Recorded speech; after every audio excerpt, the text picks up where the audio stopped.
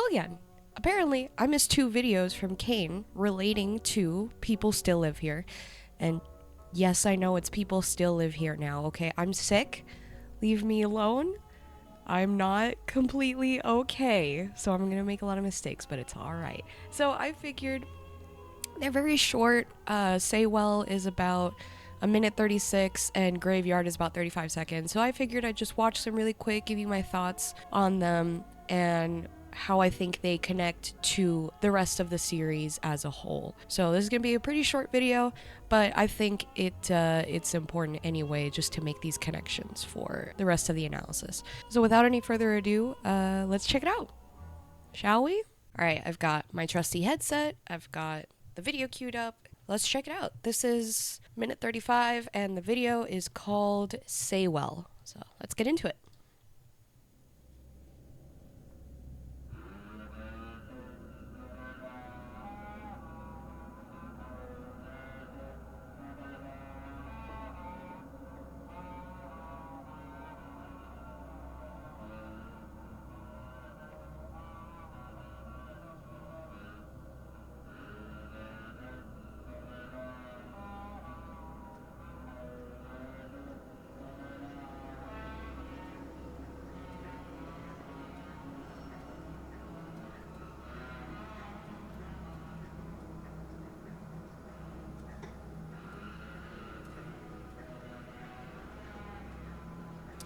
I've heard this before. Oh. Christ.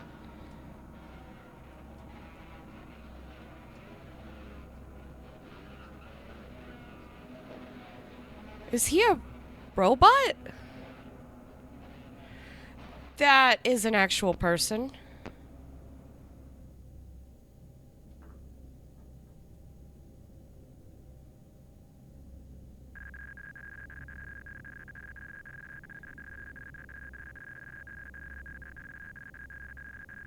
Hacking into the mainframe.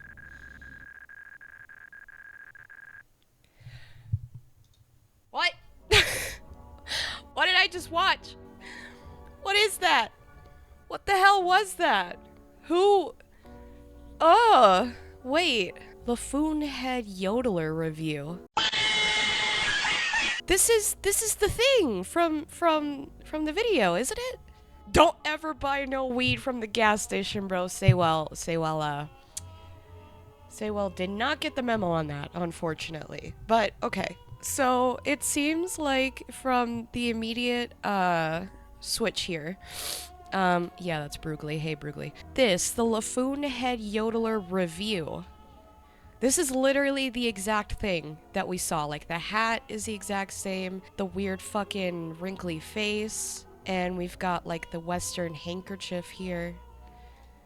Wait a minute. It kind of... Hold on a minute. Wait, just a patty flippin' second here. Who was that old man? Was the old man Saywell?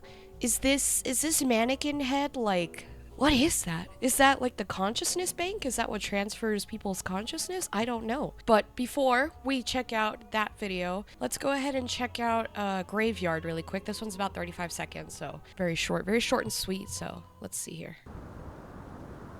Okay, so we're in the actual place.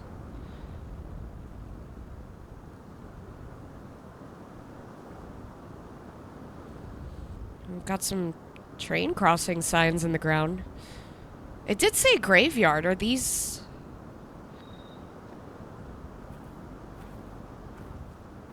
Are these dead train crossing signs? Are they... tombstones? Okay, no. Those things are, not good. Not good. I don't like that. I don't like that at all.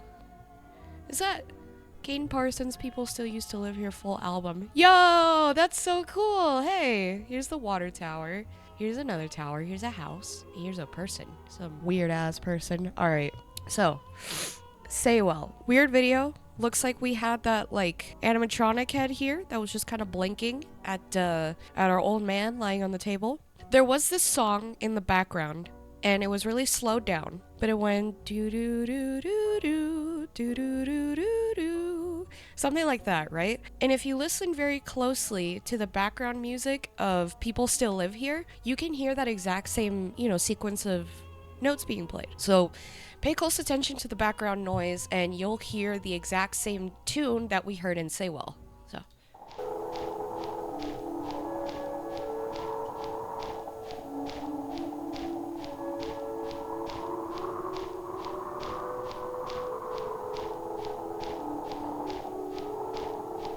that's such a nice little tone, man. Music is so good. Anyway, I'll tell you what casually does the sickest flip. Okay, really quick. Balloon Boy, if you're watching this video, I saw Balloon Boy came into my Discord. For those of you who are watching, I do have a Discord if you want to join. I'm trying to be more active on there. I'm just currently sick, so. But Balloon Boy came into the Discord. They were telling me like, oh man, I was so hyped. I've been practicing that for a long time. And I was like, dude, you are really good.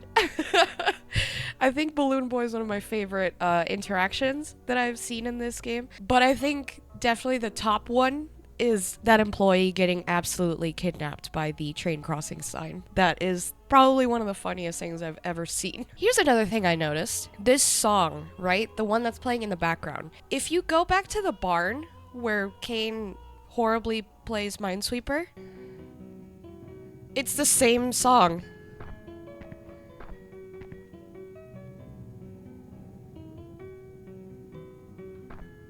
It's the same song. Yeah. And the guy that I said was Woody from Toy Story, I think this might be the Saywell animatronic.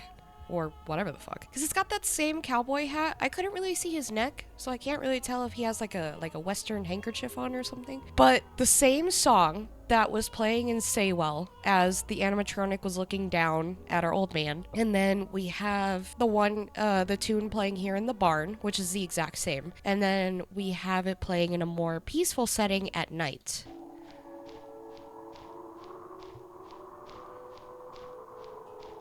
It's gonna drive me crazy referring to it as that song, so what the fuck is the name of it? We're gonna go to the full album.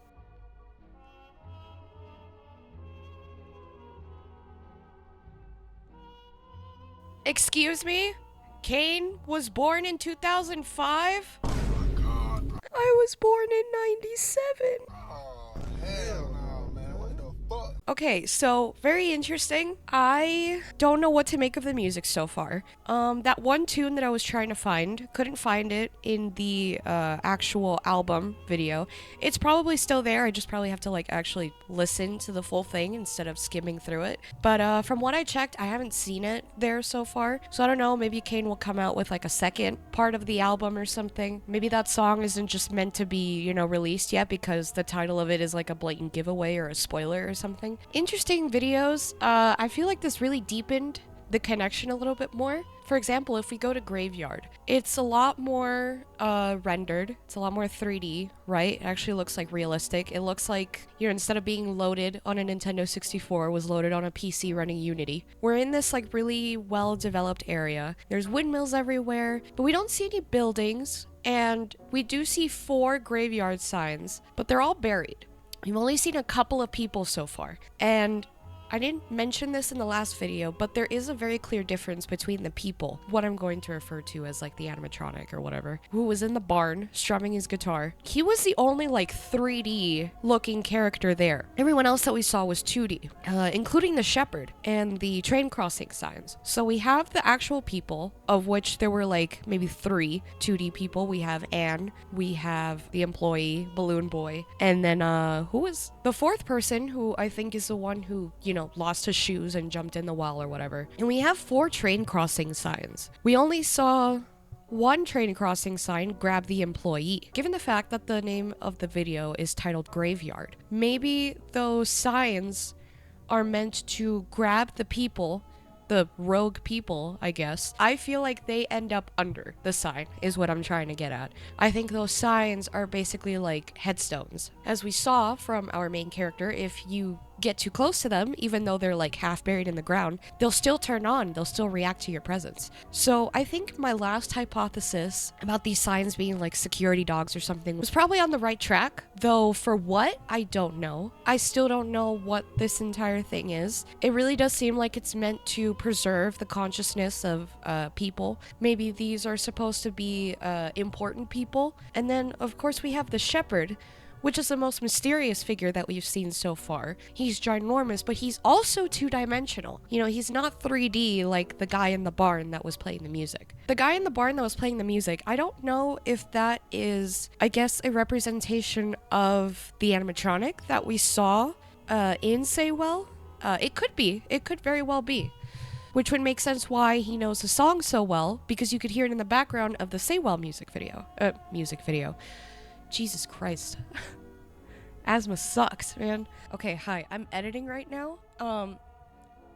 As I was editing, I got to the part where we looked at the head, the animatronic head. I remembered that there was this Laufen head yodeler review from Mr. John 25. Apparently the original video was like 9 years old. So Mr. John here, he made a follow-up to that. He shows off the head here. By the way, sorry if you can hear talking in the background, it's because I have Charlie on while I edit. So I'm here, I'm listening to the video, and Mr. John goes ahead and he puts a battery in here. And yeah, just go ahead and give this a listen.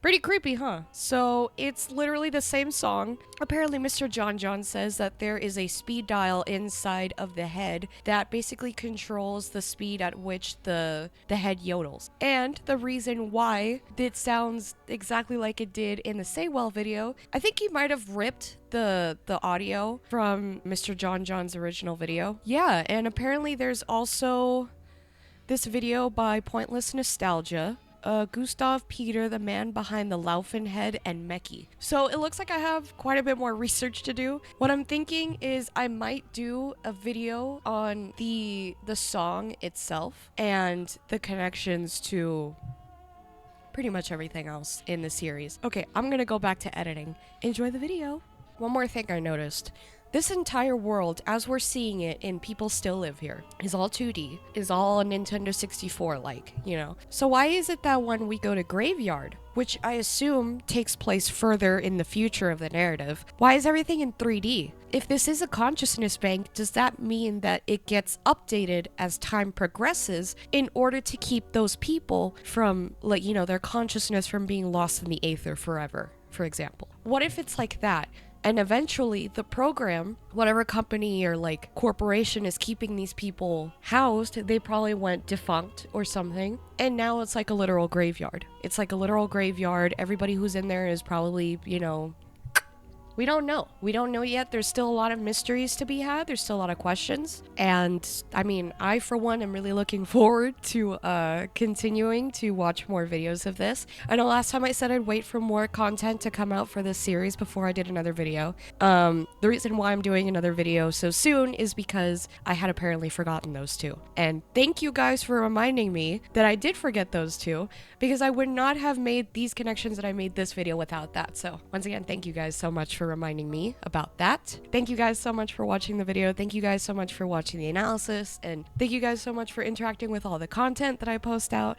Thank you for commenting, liking, and everything. I really do appreciate you guys. We made it to 3,000 subs, and I could not have done all this without you. So again, if you did like this video, be sure to like, subscribe, leave a comment, tell me what you think I missed. If anything, any other hidden connections that you might have seen in the videos that we went over so far. I'll be doing that Kane Pixels music tier list video soon. And then, again, I'm still working on a spooky sublevels and a motion blur video essay for you guys as well. So I got a couple videos down in the pipeline. We'll be waiting for more Backrooms content, more The Oldest View content, more People Still Live Here content. We're gonna be waiting for a lot of content. We're gonna get very well fed.